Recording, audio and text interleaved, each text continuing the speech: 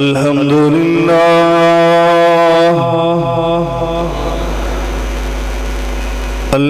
لله نحمده ونستعينه ونستغفره ونؤمن به ونعوذ بالله من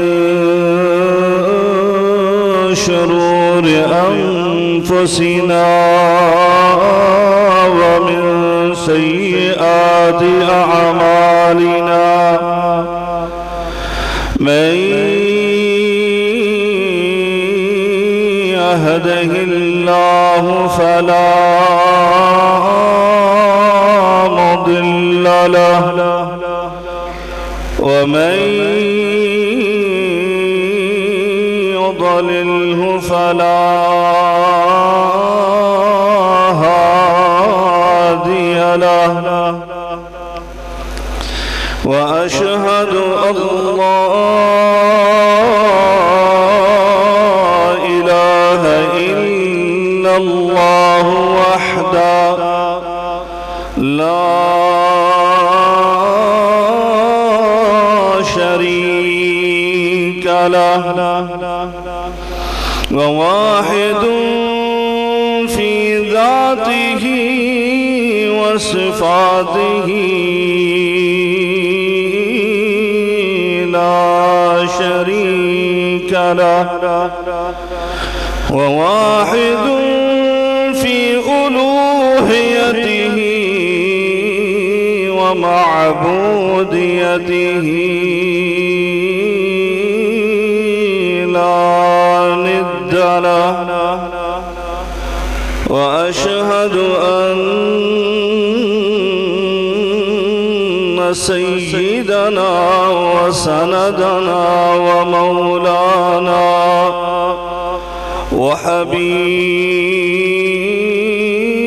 وحبيب ربنا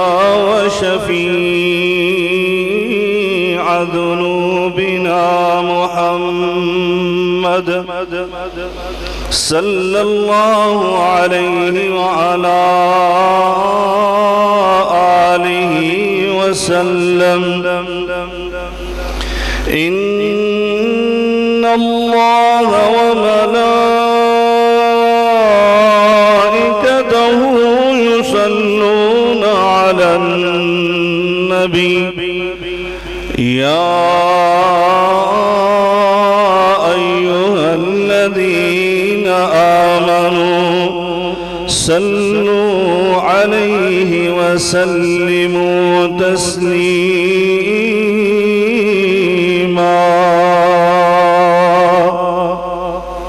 اللهم صل على محمد وعلى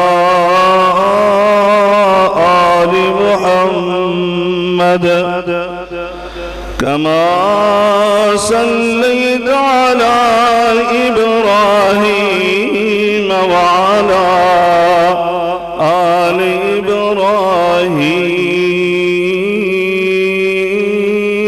إبراهيم إنك حميد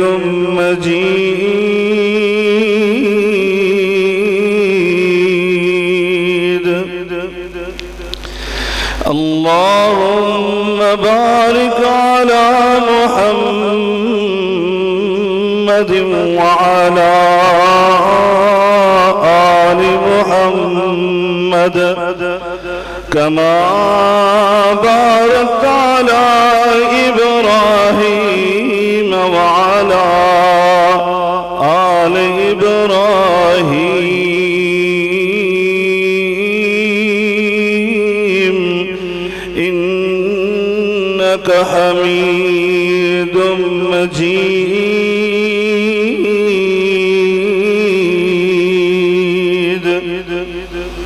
سبحانك لا علم لنا إلا ما علمتنا سبحانك لا علم لنا إلا ما علمتنا إنك أنت العليم الحكيم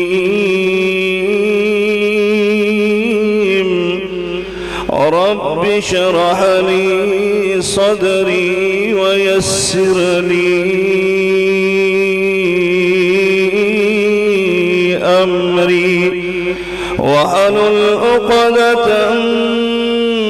من لساني يفقه قولي أما بعد فإن خير الحديث كتاب الله وخير الهدي هدي محمد صلى الله عليه وعلى آله وسلم وشر الأمور محدثاتها وكل محدثة بدعة وكل بدعة ضلالة وكل ضلالة في النار.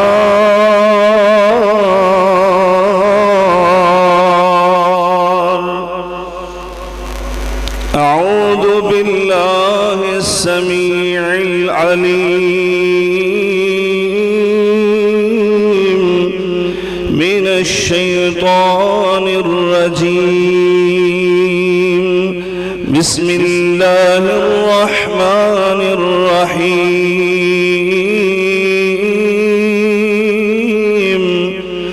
إن إبراهيم كان أمة قانتا لله.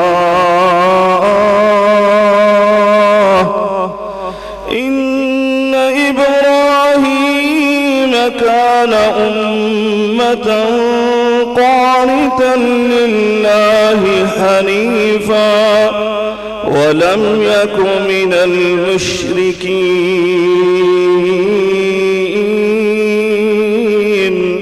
شاكرا لأنعمه اجتباه وهداه إلى صراط مستقيم وآتيناه في الدنيا حسنة وإنه في الآخرة لمن الصالحين.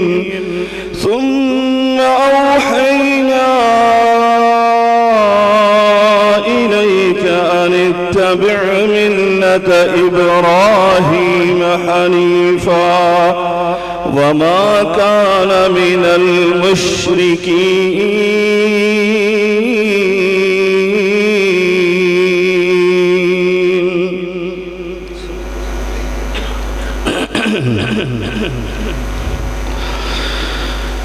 بزرگان من، برادران ملت، قابل صد احترام میری ماں اور بہنوں،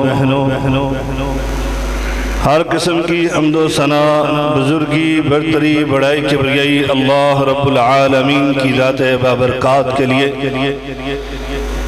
انگنت لا تعداد بے شمار درود و سلام سید الاولین والآخرین، امام المتقین، شفیع المذنبین، میرے اور آپ کے ہادی و رہنما جناب محمد الرسول اللہ صلی اللہ علیہ وعلا آلہ وسلم کی ذات اثر پر ہوں۔ دوستو اور بھائیوں، آج کس خطبہ میں میں کائنات کے امام ابو الانبیاء اللہ کے خلیل جناب سیدنا ابراہیم علیہ السلام کی سیرت طیبہ کے حوالے سے گفتگو کرنا چاہتا ہوں۔ اس موضوع کے حوالے سے جب میں نے قرآن و حدیث کو دیکھا تو میں خود حیران اور پریشان تھا کہ خطبے کا وقت وہ اتنا وسعت نہیں رکھتا کہ میں جناب خلیل اللہ علیہ السلام کی سیرت طیبہ کا احاطہ کر سکوں. تو میں سیرت طیبہ کہ کس پہلو پر بات کروں، کیونکہ حضرت ابراہیم علیہ السلام کی سیرت طیبہ وہ بہت ساری خوبیوں کا مجموعہ ہے کہ وہاں پر فضائل بھی ہیں، شمائل بھی ہیں، محاسن بھی ہیں، محامد بھی ہیں. وہاں پر اخلاق بھی ہے، ایثار بھی ہے، کردار بھی ہے، افکار بھی ہیں، خیالات بھی ہیں. وہاں پر خطابت بھی ہے، ریاضت بھی ہے، عبادت بھی ہے، سلاست بھی ہے، تلاوت بھی ہے. جناب ابراہیم علیہ السلام کی ہستی دیکھنے میں ایک ہی شخصیت ہے، لیکن یقین جانیں اس ہستی کے اندر زہد بھی ہے، تقوی بھی ہے، للہیت بھی ہے، خشیت بھی ہے. جناب ابراہیم علیہ السلام کی سیرت طیبہ مختصر کروں تو بات یہ ہے کہ اس کائنات کی جس خوبی کو خوبی کہا جاتا ہے وہ خوبی اللہ کے خلیل جناب ابراہیم علیہ السلام کی ذات میں موجود ہے. اسی لیے تو اللہ رب العالمین قرآن مجید فرقان حمید میں یہ خود ارشاد فرماتا ہے انی جاعلک للناس اماما. اے ابراہیم علیہ السلام، ہم نے آپ کو اپنی امت کے لیے نہیں، اپنے وقت کے لیے نہیں، اپنے زمانے کے لیے نہیں، بلکہ آپ کے بعد اب جتنی بھی انسانیت آئے گی ہم نے آپ کو قیامت تک کے لیے امام بنا دیا ہے. اور اللہ تبارک و تعالی نے قرآن مجید فرقان حمید میں ہم قرآن کے ماننے والے اور پڑھنے والے مسلمان ان کو اللہ رب العالمین نے یہ ارشاد فرمایا قد کانت لکم اسوۃ حسنۃ فی ابراہیم. تمہارے لیے بھی تم مدینے والے کے امتی ہو، تم اس مدینے والی سرکار کی اتباع اور پیروی کرنے کے پابند ہو. اس کے باوجود فرمایا تمہارے لیے بھی ہم نے اپنے خلیل کو نمونہ اور ماڈل اور اسوہ حسنہ بنا دیا ہے. آپ نے بھی ان کی اتباع اور پیروی کرنا ہے. اور بلکہ قرآن مجید فرقان حمید اس کے ایک مقام کو پڑھ کر میں حیران ہو رہا تھا کہ اللہ رب العالمین نے حضرت ابراہیم علیہ السلام کے اس نمونے کو، آپ کی سیرت طیبہ کے اس ماڈل کو ایسے دنیا کے سامنے پیش فرمایا کہ اللہ تبارک و تعالی ارشاد فرماتے ہیں کہ جو بھی میرے اس خلیل کی اتباع اور پیروی کرے گا اللہ رب العالمین کے نزدیک اس کا دین اور ایمان وہ احسان کے رتبے اور درجے پر پہنچ جائے گا. اللہ اکبر. اللہ تبارک و تعالی ارشاد فرماتے ہیں وَمَنْ أَحْسَنُ دِينًا مِّمَّنْ ممن أسلم وجهه لله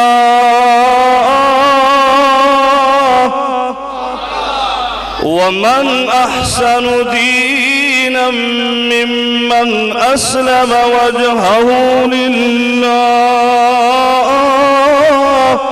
وهو محسن واتبع ملة إبراهيم حنيفا واتخذ الله إبراهيم خليلا.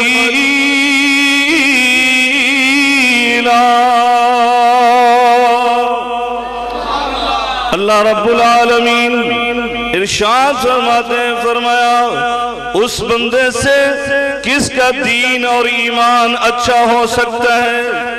کون سا بندہ؟ فرمایا جو اپنے آپ کو اللہ کے سپرد کر دے، اللہ کا مطیع اور فرما بردار بن جائے نا، فرمایا یہی بندہ اللہ کے نزدیک محسن بن جاتا ہے، احسان کے درجے پر فائز ہو جاتا ہے. فرمایا یہ کون محسن ہے؟ فرمایا وَاتَّبَعَ مِلَّةَ إِبْرَاهِيمَ وَاتَّبَعَ مِلَّةَ إِبْرَاهِيمَ حَنِيفًا. کیونکہ یہ ابراہیم کی اتباع کرنے والا، یہ اس کی ملت پر چلنے والا کون ابراہیم ہے؟ فرمایا وَاتَّخَذَ اللَّهُ إِبْرَاهِيمَ خَلِيلًا.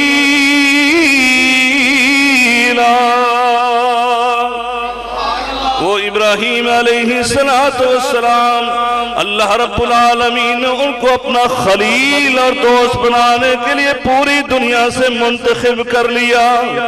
اس لیے اللہ تعالیٰ فرماتے ہیں جو بھی اس کی اتباع کرے گا، جو بھی اس کے سیرت کو اپنا لے گا، اللہ کے نزدیک وہ محسن کے درجے پر فائز ہو جائے گا. اور فرمایا یہی بندہ کامیاب اور کامران ہونے والا. اور جو میرے ابراہیم خلیل کی اتباع نہ کرے نا، ان کی ملت سے خارج ہو جائے، اللہ رب العالمین اس کے بارے میں بھی فیصلہ فرماتے ہیں. وَمَن يَرْغَبُ عَن مِّلَّةِ إِبْرَاهِيمَ وَمَن يَرْغَبُ عَن مِّلَّةِ إِبْرَاهِيمَ إِلَّا مَن سَفِهَ نَفْسَهُ وَلَقَدِ اصْطَفَيْنَاهُ فِي الدُّنْيَا وَإِنَّهُ فِي الْآخِرَةِ لَمِنَ الصَّالِحِينَ.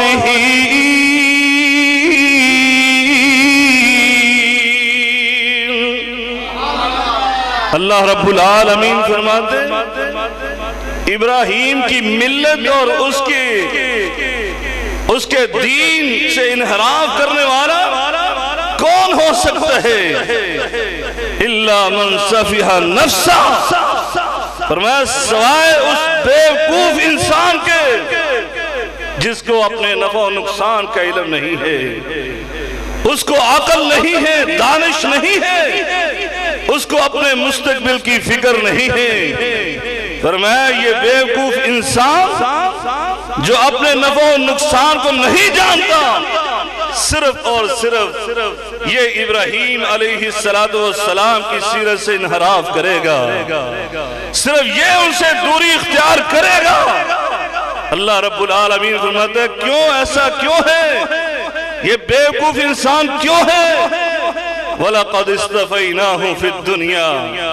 اس لیے کہ اللہ تعالیٰ نے اپنے ابراہیم علیہ السلام کو دنیا سے منتخب کر لیا تھا، ان کا چناؤ کر لیا تھا ہادی اور رہنما بنانے کے لیے، اور صرف دنیا کے اندر انعامات دینے کے لیے ان کو منتخب نہیں کیا، بلکہ فرمایا وَإِنَّهُ فِي الْآخِرَةِ لَمِنَ الصَّالِحِينَ. وہ آخرت میں بھی اللہ کے نزدیک صلحاء کے مقام پر ہوں گے. اس لیے جو ابراہیم علیہ السلام کی ملت کی اتباع کرے گا، اللہ رب العالمین فرماتے ہیں وہی میرے نزدیک صلحاء کی صف میں شامل ہوتا چلا جائے گا۔ دوستو اور بھائیوں، یہ ہیں وہ ابراہیم علیہ السلام۔ اب ان کی سیرت طیبہ، جیسے میں نے پہلے کہا کہ کائنات کی جس خوبی کو خوبی سمجھا جاتا ہے وہ جناب ابراہیم علیہ السلام کی ذات میں موجود ہے۔ تو ہم کس پہلو کا انتخاب کریں؟ وہ شعر کی طرح کہ تسخیر ماں آفتاب کروں، میں کس کو ترک کروں، کس کا انتخاب کروں؟ میں اس لحاظ سے حیران تھا کہ آج کے اس خطبہ میں آپ کے سامنے سیرت ابراہیم علیہ السلام میں سے کون سا پہلو بیان کروں؟ تو پھر میرے ذہن میں یہ بات اللہ نے ڈالی کہ گزشتہ خطبہ میں ہم نے ایک باپ کی بات کی تھی جس نے اپنے بیٹے کو کچھ نصیحتیں فرمائی تھی، 10 نصیحتیں اس نے فرمائی۔ تو کیوں نہ آج میں حضرت ابراہیم علیہ السلام کی سیرت کا وہ پہلو آپ کے سامنے اجاگر کروں کہ بحیثیت باپ صرف انسان کو نصیحتیں نہیں کرنی چاہیے، بلکہ ان کو نصیحتیں کرنے کے بعد اپنے ہاتھ بھی اللہ کی بارگاہ میں اٹھانے چاہیے اور اپنی اولاد کے لیے دعا بھی کرنی چاہیے۔ یہ بہت ضروری ہے۔ آپ کی وعظ و نصیحت اس وقت تک کارگر نہیں ہو سکتی جب تک اللہ کی طرف سے منظوری نہ ہو، اور اس کی منظوری کے لیے انسان کو اپنے ہاتھ بھی اللہ کے سامنے پھیلانے چاہیے، اپنی اولاد کے لیے دعائیں بھی کرنی چاہیے۔ میرے آقا علیہ السلام نے فرمایا تھا 3 آدمی اللہ تعالیٰ ان کی دعا کو کبھی رد نہیں کرتا۔ آج تو آپ نے عموماً دیکھا ہے گاڑیوں کے پیچھے لکھا ہوا، جگہ جگہ پر، دکانوں پر، فیکٹریوں پر، یہ میری دعا کا نتیجہ ہے، یہ میری ماں کی دعا کا نتیجہ ہے۔ ماں کا مقام بہت زیادہ، لیکن دوستو اور بھائیوں، باپ کی حیثیت کیا ہے؟ میرے آقا علیہ السلام نے فرمایا 3 آدمیوں کی اللہ تعالیٰ دعا کو رد نہیں کرتا۔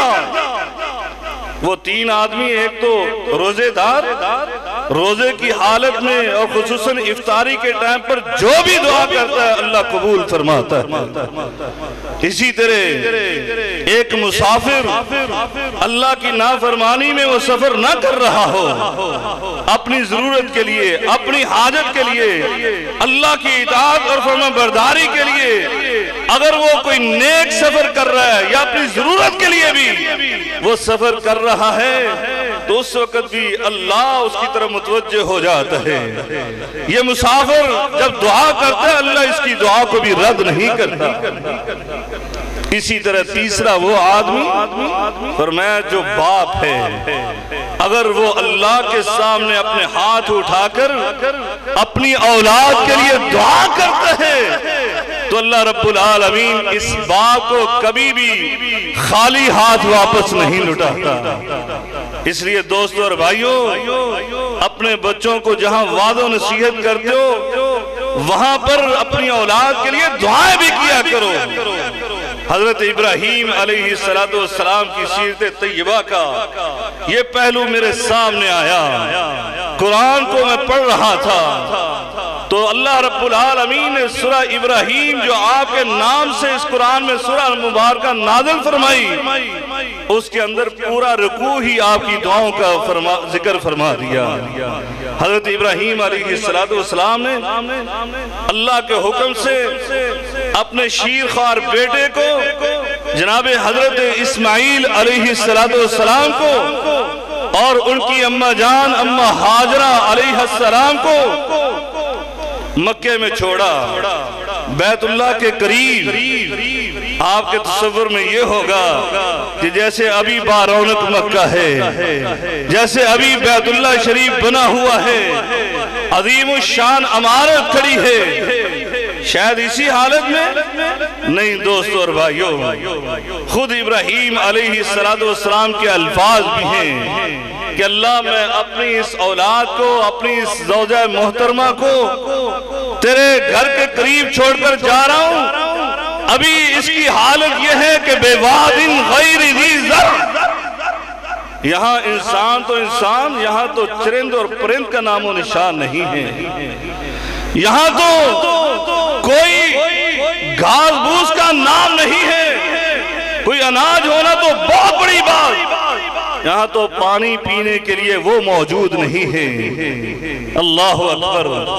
حضرت ابراہیم علیہ السلام نے یہ بہت بڑی قربانی دی، اور آپ چھوڑ کر جیسے ہی وہاں سے روانہ ہوئے ایک پہاڑ کی اوٹ میں آئے اور وہاں پر اللہ کے سامنے اپنے ہاتھ اٹھا دیے، اللہ سے دعائیں کرنے لگے۔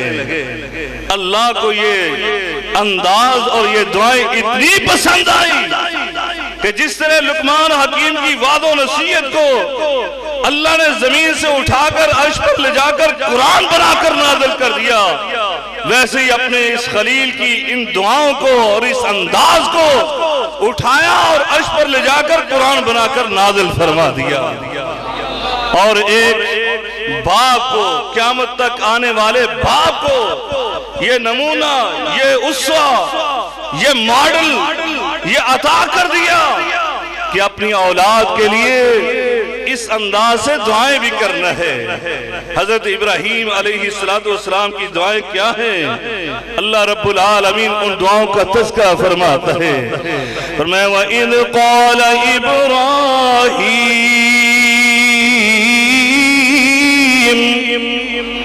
وَإِذْ قَالَ إِبْرَاهِيمُ رَبِّ اجْعَلْ هَذَا الْبَلَدَ آمِنًا وَإِذْ قَالَ إِبْرَاهِيمُ رَبِّ اجْعَلْ هَذَا الْبَلَدَ آمِنًا وَاجْنُبْنِي وَبَنِيَّ أَن نَّعْبُدَ الْأَصْنَامَ۔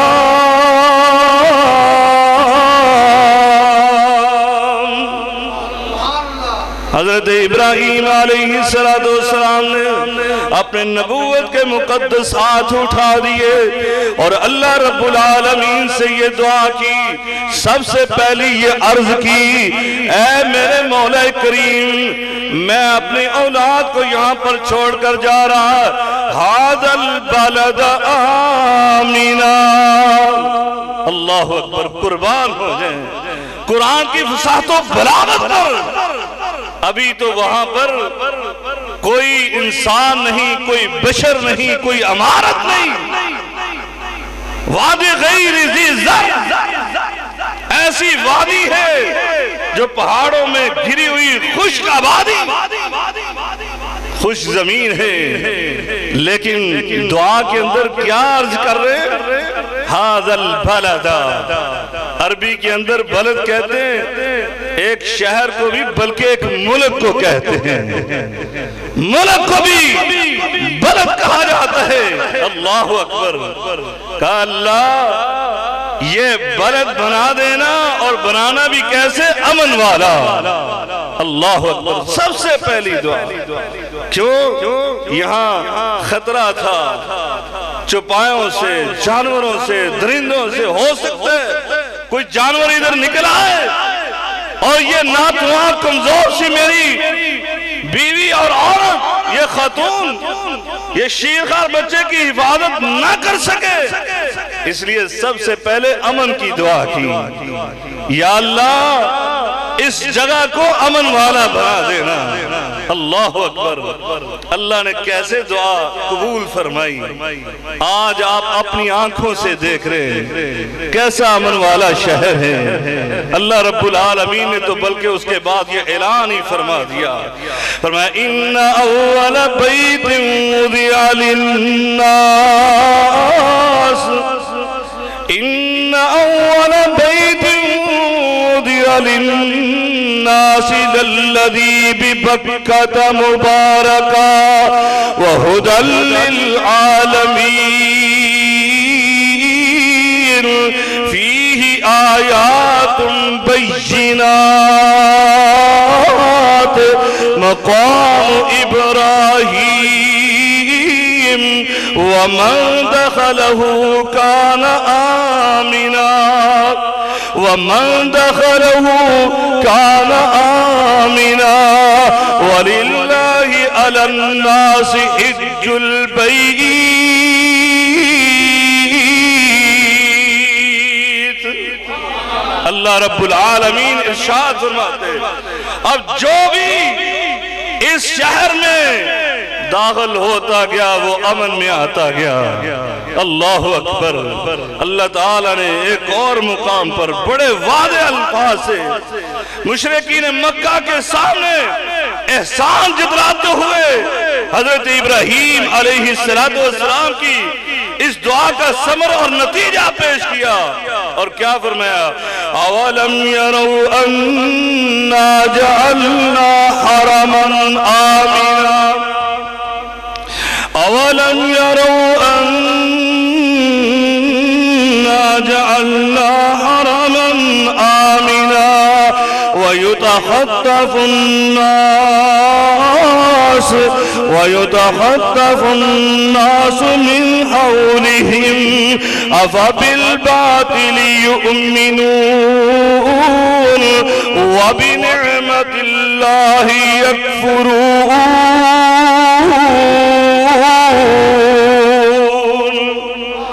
اللہ رب العالمین ان مشرکین کو مخاطب کر کے فرماتا ہے اے قریش مکہ، اے مشرکین مکہ، کیا تم نہیں دیکھتے کہ تمہارے اس شہر مکہ کے ارد گرد لوگوں کو اچک لیا جاتا ہے، لوگوں کو اغوا کر لیا جاتا ہے، تاوان کے لیے اغوا کر لیا جاتا ہے، ڈاکہ زنی کرتے ہوئے لوگوں کو اپنا غلام بنا لیا جاتا ہے۔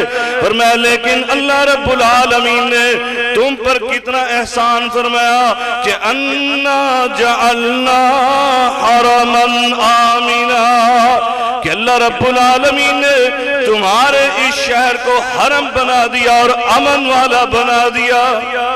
اور اسی لیے اللہ تعالیٰ دوسرے مقام پر اس حرم کے اس نعمت کا تذکرہ کرتے ہوئے اپنی عبادت کی دعوت دیتے ہیں۔ فرمایا بسم اللہ الرحمن الرحیم لإیلاف قریش إِلَافِهِمْ رِحْلَةَ الشِّتَاءِ وَالصَّيْفِ فَلْيَعْبُدُوا رَبَّ هَذَا الْبَيْتِ الَّذِي أَطْعَمَهُم مِّن جُوعٍ وَآمَنَهُم مِّن خَوْفٍ۔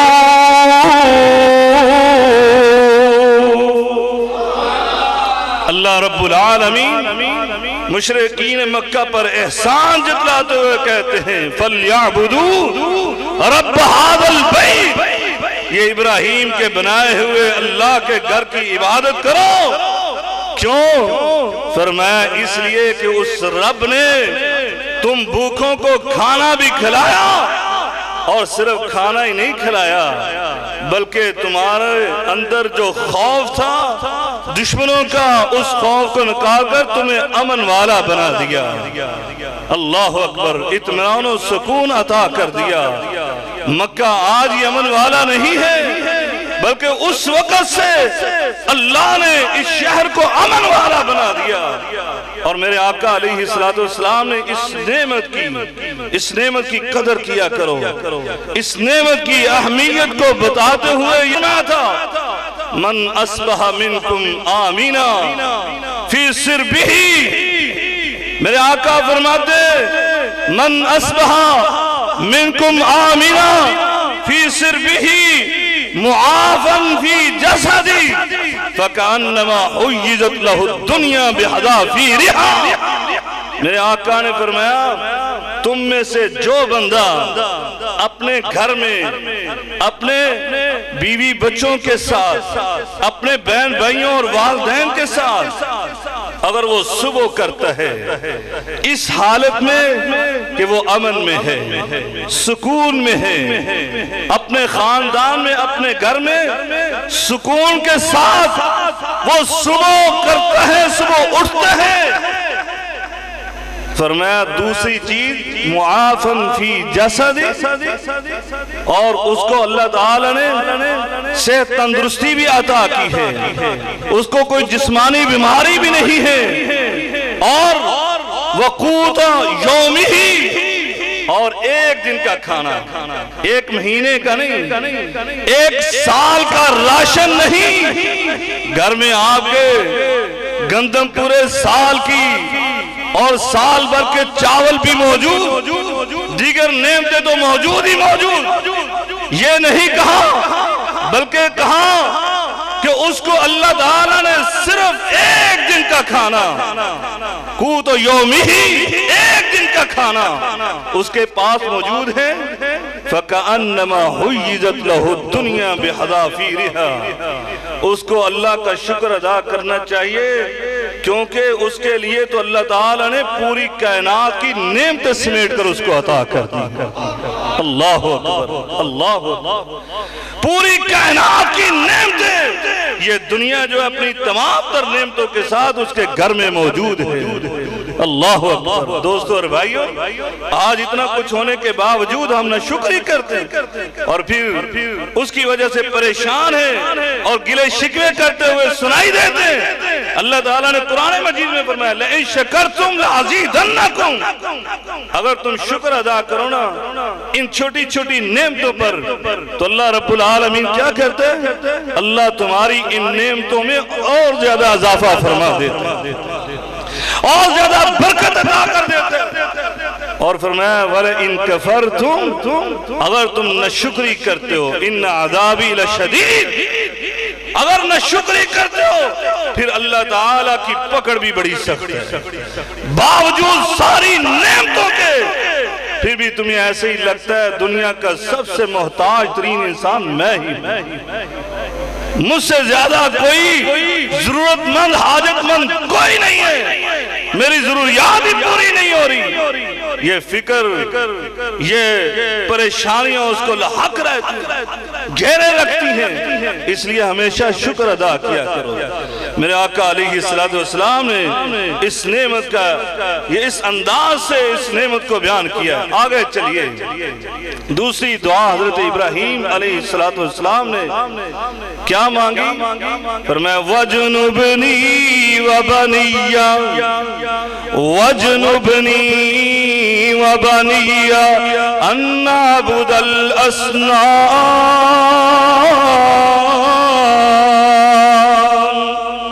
اے اللہ میں تجھ سے دعا کرتا ہوں مجھے بھی اور میری اولاد کو بھی شرک سے محفوظ رکھنا۔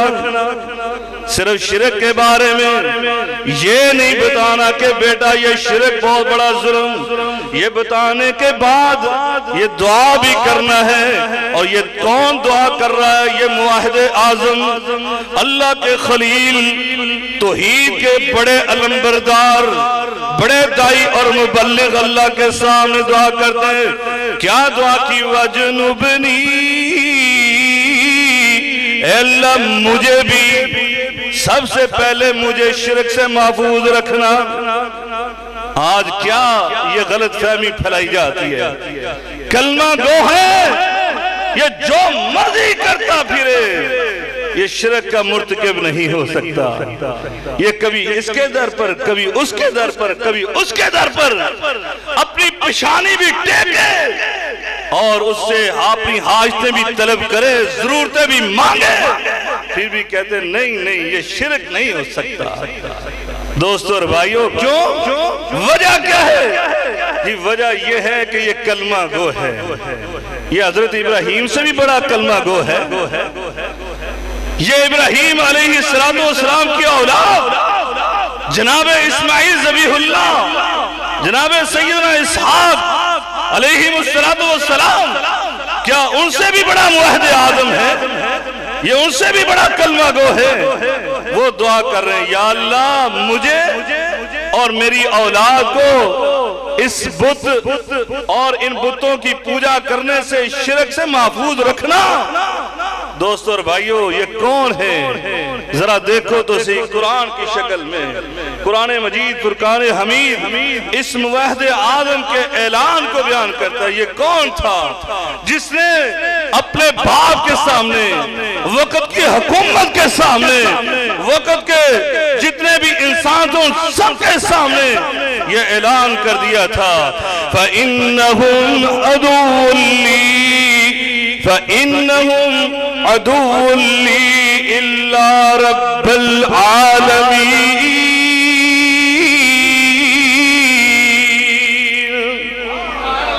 اے میرے بابا جان، آپ بھی سن لیجئے، اے وقت کے حکمران تم بھی سن لو، نمرود تم بھی سن لو، تیرے وزیر مشیر یہ بھی سن لے، جن کی تم پوجا کرتے ہو نا، یہ سارے کے سارے میرے دشمن، ان کے ساتھ میری دشمنی ہے، اور میں سوائے ایک رب کے میری کسی کے ساتھ دوستی اور تعلق نہیں ہے۔ اور وہ رب کون سا ہے؟ پر میں الذی خلقنی فہو یہدین، جس نے مجھے پیدا بھی کیا اور صراط مستقیم بھی دکھایا، وہ رب کون ہے؟ فرمایا والذی هو یطعمنی ویسقین، جو مجھے کھلاتا بھی ہے اور پلاتا بھی ہے، یعنی میرے رزق کا مالک بھی وہ ہے۔ فرمایا وَإِذَا مَرِضْتُ فَهُوَ يَشْفِينِ، جب میں بیمار ہو جاتا ہوں نا، اللہ اکبر، سیرت ابراہیم علیہ السلام، یقین جانے ایک ایک لفظ بھی ان کا وہ خطبات پر مشتمل ہے۔ پہلے کہا وہ جس نے مجھے پیدا کیا، مجھے صراط مستقیم دکھایا، جو مجھے کھلاتا بھی ہے اور پلاتا بھی ہے، اللہ اکبر۔ اور جب بیماری کی بات آئی تو بیماری کون دیتا ہے؟ اللہ ہی دیتا ہے۔ لیکن حضرت ابراہیم کا ادب دیکھیے، کیسے مؤدب ہے اللہ کی توحید میں، کیسے باادب ہے۔ یہ مرض کو اللہ کی طرف منسوب نہیں کیا، کہا یہ کھانے پینے میں مجھ سے کوئی کمی بیشی ہو جاتی ہے، اس لیے کیا کہا وَإِذَا مَرِضْتُ، جب میں بیمار ہو جاتا ہوں، یہ نہیں کہا جب میرا رب مجھے بیمار کرتا ہے، کہا جب میں اپنے کھانے پینے میں بد پرہیزی کرتا ہوں، میں بیمار ہو جاتا ہوں، تو پھر کیا ہوتا ہے فَهُوَ یشفین، وہ اللہ مجھے شفا دیتا ہے۔ یہ نہیں کہا میں پرہیز کر لیتا ہوں تو مجھے شفا مل جاتی ہے یا اللہ شفا دے دیتا ہے تب، نہیں، بلکہ کہا وہ اللہ ہی مجھے شفا دیتا ہے، اللہ اکبر۔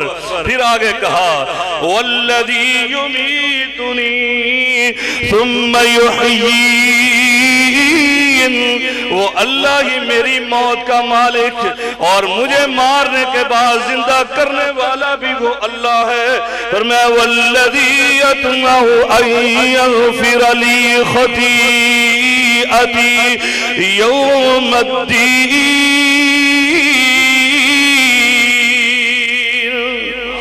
وہ اللہ یہ جس سے میں امید رکھ سکتا ہوں کہ مجھ سے بشیر تقاضے سے اگر کوئی خطا سرزد ہو جاتی ہے تو وہ اللہ ہی مجھے معاف کرنے والا، اللہ اکبر۔ یہ موحد آدم یہ اللہ سے دعا کر رہا ہے، یا اللہ مجھے اور میری اولاد کو شرک سے محفوظ رکھنا۔ اور آج ہمارے بھائی کہتے ہیں نہیں، جو مرضی ہم کرتے رہیں یہ شرک نہیں ہو سکتا۔ اللہ تعالیٰ سورہ یوسف میں بیان کرتا ہے، اور یہ جو آج غلط فہمی پیدا کی جاتی ہے اس کا رد کرتے ہیں۔ کیا فرمایا وَمَا يُؤْمِنُ أَكْثَرُهُمْ بِاللَّهِ إِلَّا وَهُمْ مُشْرِكُونَ، بہت کثرت ایسے لوگوں کی ہے جو اللہ کو سب کچھ ماننے کے باوجود اللہ پر ایمان لاتے ہیں کہ اللہ ہماری نمازوں کا حقدار، اللہ اس کے لیے ہم روزے رکھتے ہیں، اس کے لیے زکوٰۃ دیتے ہیں، اس کے لیے حج کرتے ہیں، اس کے لیے عمرے کرتے ہیں، اس کے لیے ہم ذکر و اذکار کرتے ہیں، یہ سب کچھ مانتے ہیں کہ اولاد دینے والا اللہ ہے، بارش برسانے والا اللہ ہے، فریاد رس اللہ ہے، سب کچھ اسی کے ہاتھ میں ہے، یہ سب کچھ مانتے ہیں، مانتے سب کچھ ہیں، لیکن جب ضرورت پڑتی ہے پھر کبھی اس کے در پر کبھی اس کے در پر، جب کشتی ڈولتی ہے تو پھر اس کی زبان سے یہ باتیں نکلتی ہیں، یا بہاول حق میرا بیڑا تک، یا معین الدین چشتی میری پار لگا دے کشتی، اس طرح کی یہ باتیں بھی کرتا ہے، اور پھر کہتا ہے نہیں نہیں میں مشکل کو چاہتا ہوں اللہ کو ہی مانتا ہوں، یہ ایمان لاتے ہیں لیکن ساتھ ساتھ یہ کام بھی کرتے ہیں، پھر کہتے ہیں نہیں نہیں ہم یہ شرک کا ارتکاب نہیں کر رہے، اللہ کہتا ہے بہت زیادہ ایمان والے ایسے بھی لوگ ہیں جو اللہ کے ساتھ شرک کا ارتکاب کرتے ہیں، اسی لیے میرے آقا علیہ السلام نے اللہ اکبر، آپ حیران ہو جائیں، میرے آقا نے اپنے ایک صحابی کو اپنے پاس بلایا، اور کون تھے وہ؟ خلیفۃ الرسول، خلیفہ اول جناب سیدنا صدیق اکبر رضی اللہ تعالی عنہ، ان کو آپ نے مخاطب کر کے کہا تھا والذی نفسی بیدی، مجھے اس ذات کی قسم ہے جس کے ہاتھ میں محمد صلی اللہ علیہ وسلم کی جان ہے، فرمایا اے ابو بکر سنو، لشرکی اخفا من دبیب النمل، اے ابو بکر تم لوگوں کے اندر شرک اس انداز سے داخل ہوتا ہے کہ یہ اخفا من دبیب النمل، یہ چونٹی کی آہٹ کے سے بھی زیادہ ہلکا ہوتا ہے، چونٹی کی آہٹ یہ سنائی دیتی ہے، آپ کے جسم پر چڑھ جائے، آپ کے کان میں داخل ہو جائے تب بھی نہیں سنائی دیتی، صرف آپ کو خارش ہوتی ہے اس کے چلنے سے، تب پتہ چلتا ہے یہ آپ کے جسم پر رینگ رہی ہے، یہ آپ کے کان میں رینگ رہی ہے، لیکن اس کی آہٹ نہیں آتی۔ میرے آقا نے فرمایا اس سے بھی زیادہ خفیہ طریقے سے شرک تمہارے اندر داخل ہو جاتا ہے۔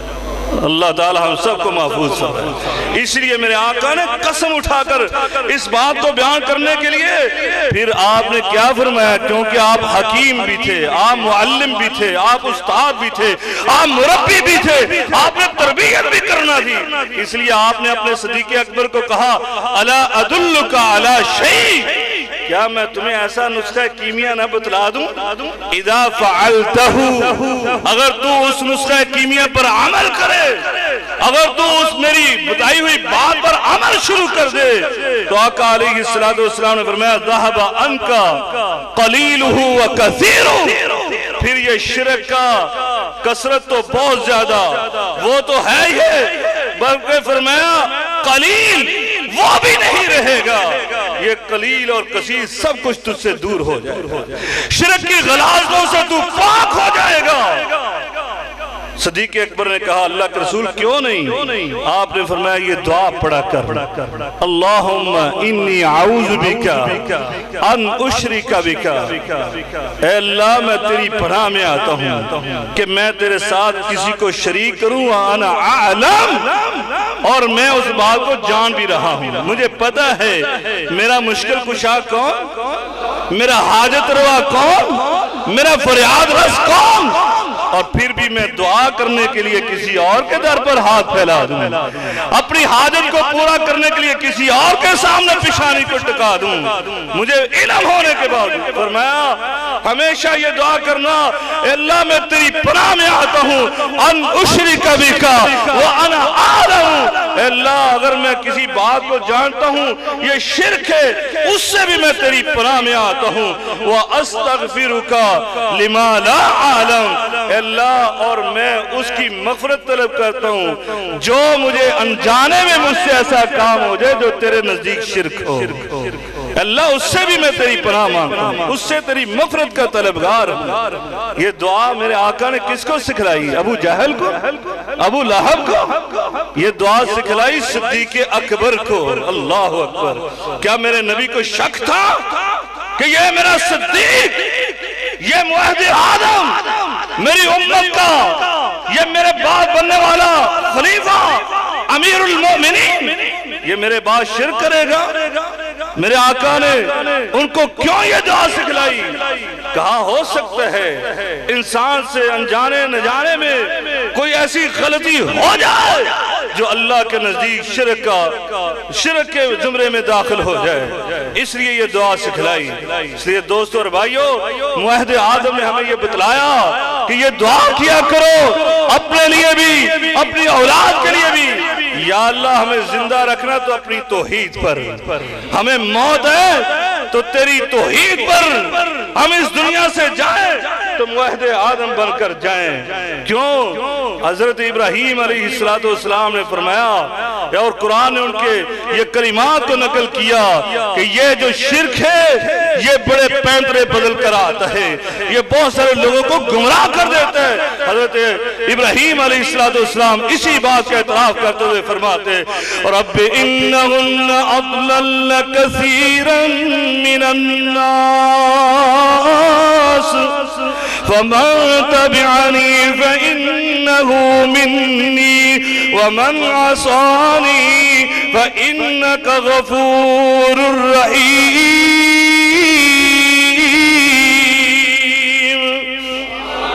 اے اللہ، جو عقیدہ توحید میں میری اتباع کرے، جو میرے اس منہج میں میرے پیچھے پیچھے چلے، فرمایا فَإِنَّهُ مِنِّي، یہ تو میرا ہے، وَمَنْ عَصَانِي، اور جو میری نافرمانی کرے، اے اللہ رب العالمین فَإِنَّكَ غَفُورٌ رَحِيمٌ۔ اللہ اکبر، قربان ہو اللہ تعالیٰ نے انبیاء کے یہ واقعات، یہ قصص، یہ اقوال قرآن بنا کر نازل فرمائے، یہ ہماری رہنمائی کے لیے۔ دوستو اور بھائیو، میں خصوصاً دائی حضرات کو جو لوگوں کو دعوت دیتے ہیں ان کو کہوں گا یہ موقع ہے سیرت ابراہیم کو غور سے پڑھیں اور قرآن کی روشنی میں پڑھ کر دیکھیں۔ آج ہمارے سامنے کیا ہوتا ہے، میں نے کسی کو عقیدہ توحید کی بات بتلائی، اس نے نہ مانی تو میں کہتا ہوں بس یہ تو جہنمی ہے، فتویٰ لگا دیا۔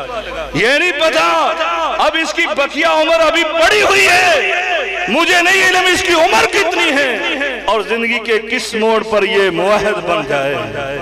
یہ ہو سکتا ہے، یہ نہیں ہو سکتا، لیکن میں نے تو فتویٰ لگا دیا یہ تو جنت میں جا ہی نہیں سکتا، یہ تو جہنمی ہے۔ ایسے کہتے نہیں کہتے؟ اب معاہد اعظم کا طریقہ سن، ان کا اسوہ سن لو۔ کیا کہا؟ کہا یا اللہ جو میرے پیروی کرتا ہے وہ تو میرا ہے، وہ تو میں جنت میں ساتھ لے کر جاؤں گا، اور جو میری نافرمانی کرے، میرے برعکس کام کرے تو اس کے متعلق کیا کہا؟ یہ جہنمی ہے، یا اللہ تو اس کو جہنم میں ضرور ڈالنا۔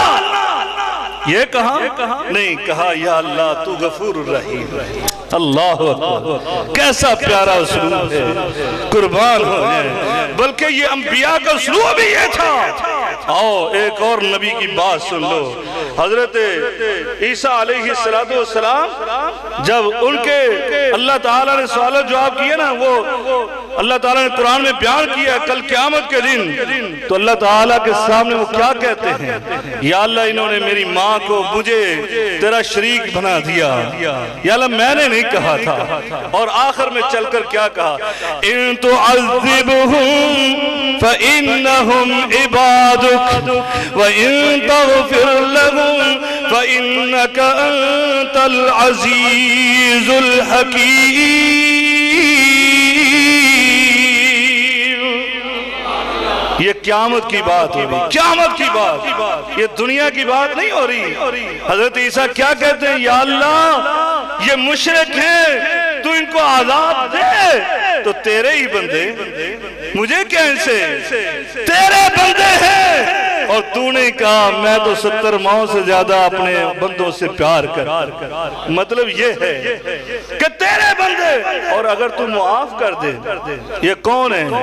مشرکوں کی بات ہوئی، اگر تو معاف کر دے تو اللہ تجھے کون پوچھنے والا؟ تو عزیز ہے، تو حکیم ہے، تیری حکمت ہے، تو غالب ہے، تجھے کون پوچھنے والا، یہ تیرے اوپر ہے۔ لیکن یہاں پر مجھے حدیث یاد آ گئی، اگرچہ میرے باتیں تو بہت زیادہ تھی لیکن یہ حدیث سنانا بہت ضروری ہے۔ ابھی میرے ذہن میں یہ بات آ گئی، میرے آقا علیہ السلام کی باری ہے تو پتہ کیا کہا؟ اللہ اکبر، قربان ہو جائیں، تم کس نبی کے امتی ہو؟ آج کس نبی سے تم نے ناتا اپنا توڑ لیا؟ کس سے تعلق آپ نے توڑ کر کس سے جوڑا؟ اور سنو، میرے آقا علیہ السلام کے سامنے یہ ابراہیم علیہ السلام کی دعا ہی نا، اور ساتھ ہی جیسے ابھی میں نے بیان کیا حضرت عیسیٰ علیہ السلام کی بات کو، آپ کے فوراً ذہن میں یہ بات بھی آ گئی، اور پھر آپ نے کیا کہا؟ یا اللہ میں نہیں ایسا کر سکتا، میں نہیں ایسا کر سکتا، میں اپنی امت کے بارے میں اتنا فکر مند ہوں، میں اپنی امت سے اتنا پیار کرتا ہوں، یا اللہ میں تجھ سے ہاتھ اٹھا کر دعا کر، اللہم امتی اللہم امتی، یا اللہ میری امت کا کیا بنے گا، میری امت کا کیا ہوگا؟ روئے فبکا، آپ روئے، اتنا روئے کہ اللہ کی رحمت بھی جوش میں آ گئی۔ کہا جبریل، کہا لبیک یا رب جلیل، میں حاضر، کہا جاؤ، میرا محمد صلی اللہ علیہ وسلم مدینے میں رو رہا ہے، جا کر پوچھو ما یبکی کا، اے میرے پیارے کس چیز نے تجھے رلا دیا ہے؟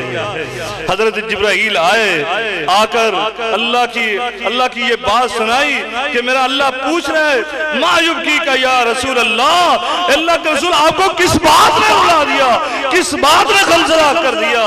میرے آقا علیہ السلام نے قال ما قال، علامہ ابن کثیر فرماتے جو کہنا تھا کہہ دیا، اور حضرت جبرائیل واپس گئے، اللہ سے جا کر کہا تیرا محبوب اپنی امت کے بارے میں فکر کرتا ہے، میری امت کا کیا بنے گا، میری امت کے بعد میں آنے والے لوگ اگر میرے راستے سے ہٹ گئے تو کیا ہوگا؟ اللہ رب العالمین نے کہا جبریل ابھی واپس جاؤ اور میرے محبوب کو یہ بشارت سنا دو، اما سنرضیکا فی امتک ولا نزوکا، اے میرے محبوب ہم تجھے تیری امت کے بارے میں راضی کر دیں گے، کبھی تجھے غمزدہ نہیں ہونے دیں گے۔ اللہ تعالیٰ سے دعا ہے اللہ تعالیٰ میں صحیح معنوں میں انبیاء کے نقش قدم پر چلنے کی توفیق عنایت فرمائے۔ وآخر دعوانا الحمدللہ رب العالمین۔